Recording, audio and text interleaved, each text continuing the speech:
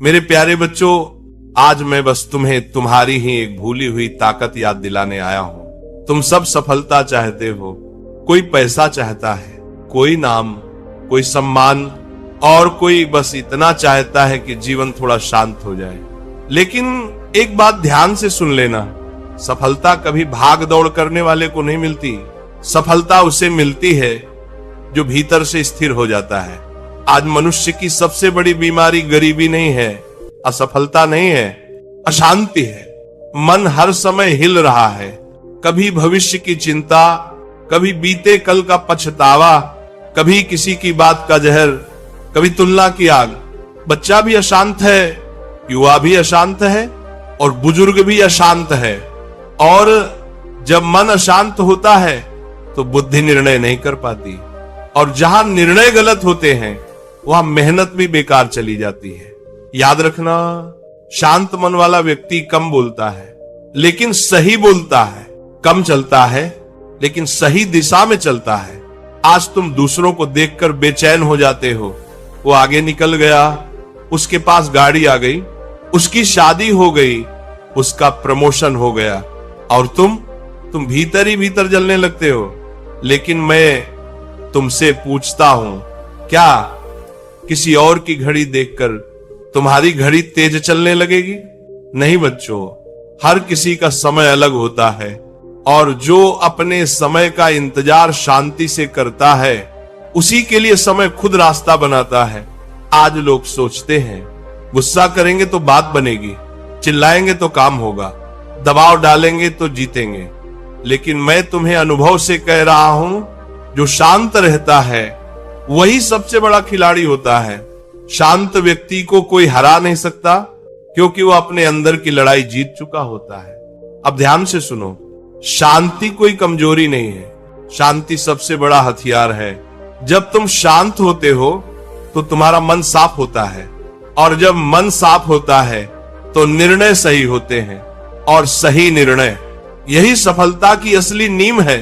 बच्चों, भगवान ने इस संसार को एक नियम पर बनाया है, जो भीतर स्थिर होता है बाहर वही टिकता है।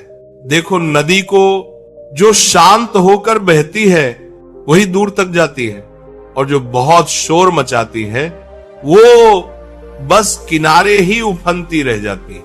आज तुम चाहते हो कि लोग तुम्हारी कीमत समझें, लेकिन तुम खुद ही बेचैन हो। याद रखना, जो खुद को संभाल लेता है दुनिया उसे अपने आप संभाल लेती है। शांत व्यक्ति की ऊर्जा अलग होती है। वो कमरे में घुसता है तो बिना बोले भी लोग उसकी बात सुनने लगते हैं। क्यों? क्योंकि वहां अहंकार नहीं होता, डर नहीं होता, जल्दबाजी नहीं होती। आज तुम्हें जल्दी है, सब कुछ अभी चाहिए, लेकिन प्रकृति कभी जल्दी में काम नहीं करती। फूल भी समय लेकर खिलता है, फल भी समय लेकर पकता है। तो तुम क्यों अपने आप को रोज तोड़ रहे हो? मैं तुम्हें एक गुप्त बात बता दूं, सफलता शोर से डरती है, वह शांति की ओर खींची चली आती है। जिस दिन तुम प्रतिक्रिया देना छोड़ दोगे, उस दिन से तुम्हारी तरक्की शुरू हो जाएगी। कोई कुछ कहे तुम शांत, कोई अपमान करे तुम शांत, कोई तुम्हें कम आके तुम शांत, क्योंकि तुम जानते हो तुम्हें खुद को साबित नहीं करना है, समय खुद साबित कर देगा।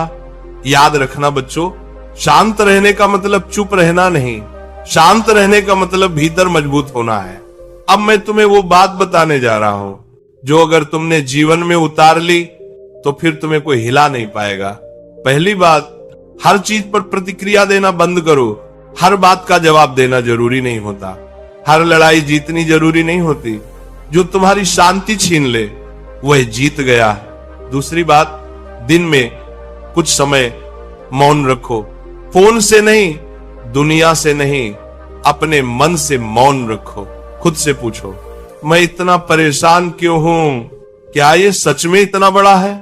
तुम खुद हैरान हो जाओगे कि 90% दुख केवल तुम्हारे विचारों की उपज है। तीसरी बात, अपेक्षाएं कम करो। जब तुम दूसरों से ज्यादा उम्मीद रखते हो तो खुद को दुखी करने का लाइसेंस दे देते हो।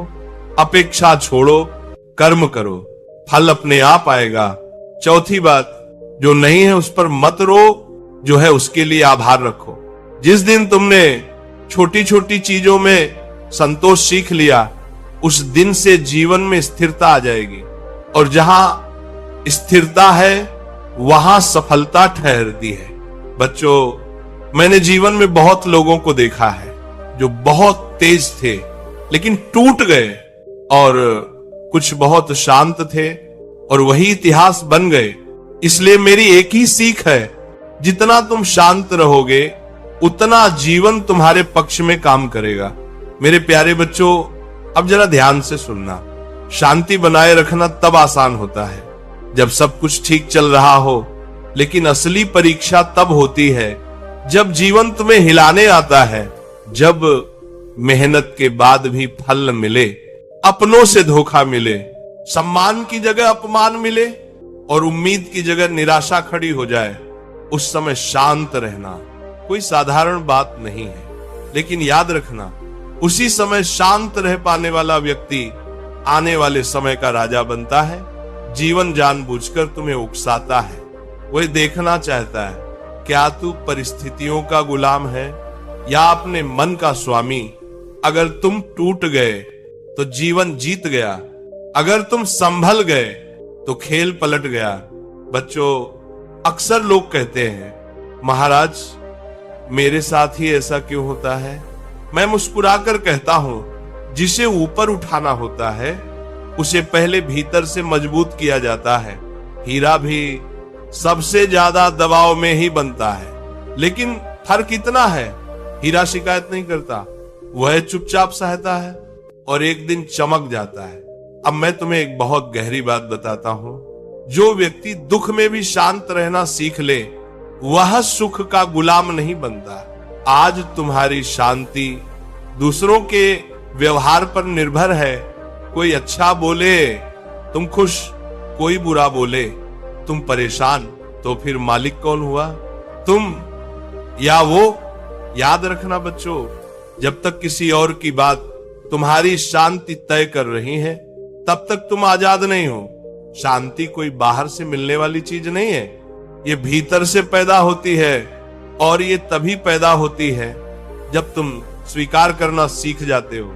स्वीकार करो कि हर दिन एक जैसा नहीं होगा, हर व्यक्ति तुम्हारा नहीं होगा, हर प्रयास तुरंत सफल नहीं होगा। जिस दिन तुमने इस सत्य को बिना शिकायत मान लिया, उसी दिन से मन का शोर कम होने लगेगा, और जैसे जैसे शोर कम होगा वैसे वैसे जीवन के संकेत साफ दिखाई देने लगेंगे।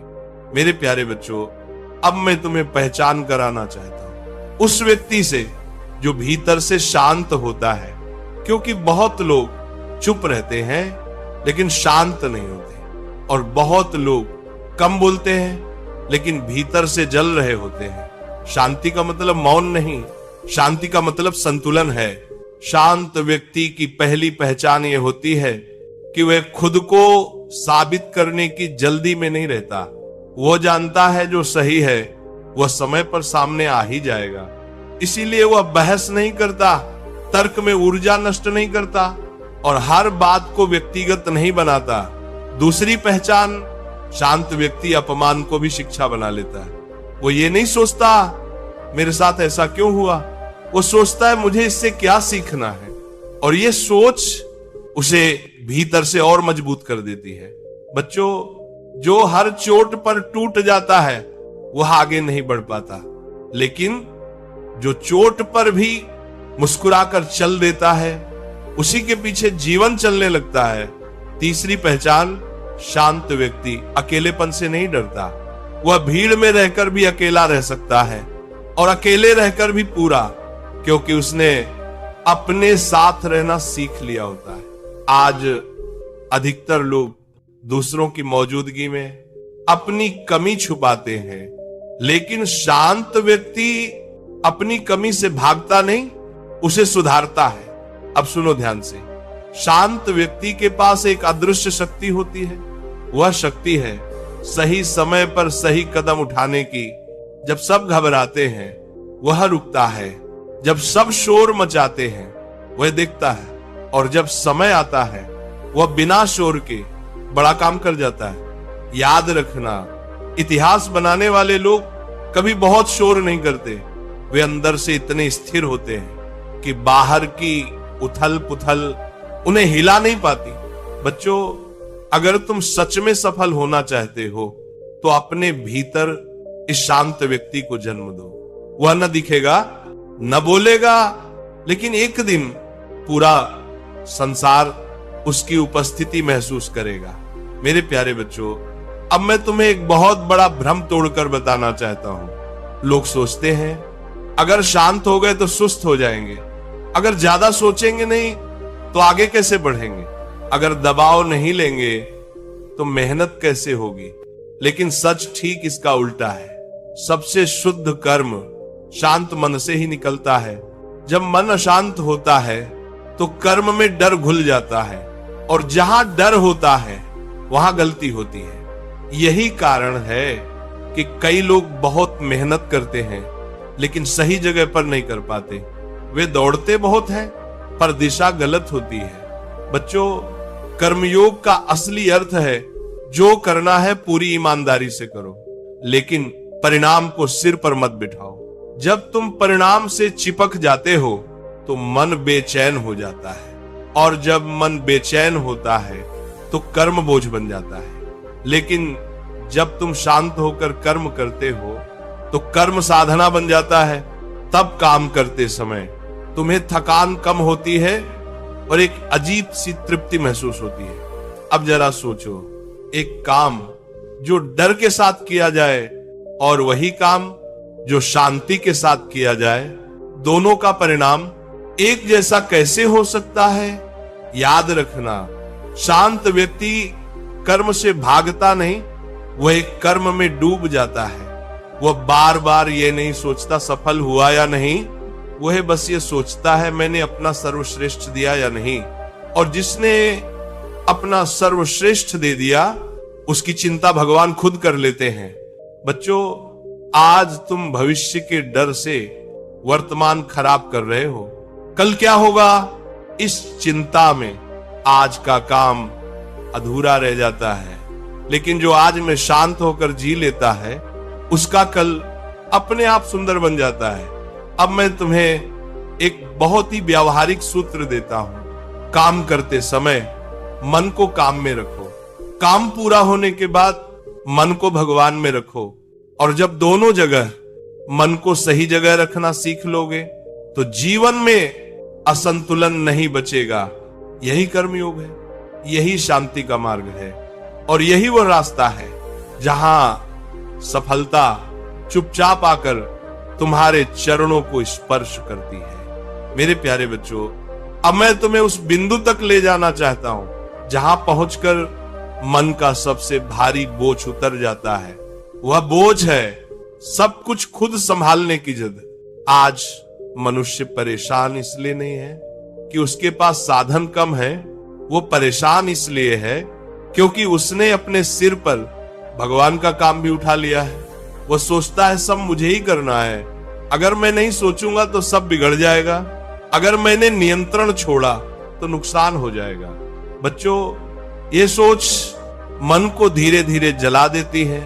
विश्वास का अर्थ ये नहीं कि तुम कर्म छोड़ दो, विश्वास का अर्थ है कर्म पूरी ईमानदारी से करो और फल की चिंता ईश्वर पर छोड़ दो। जिस दिन तुमने ये भार छोड़ दिया उसी दिन से मन हल्का होने लगेगा।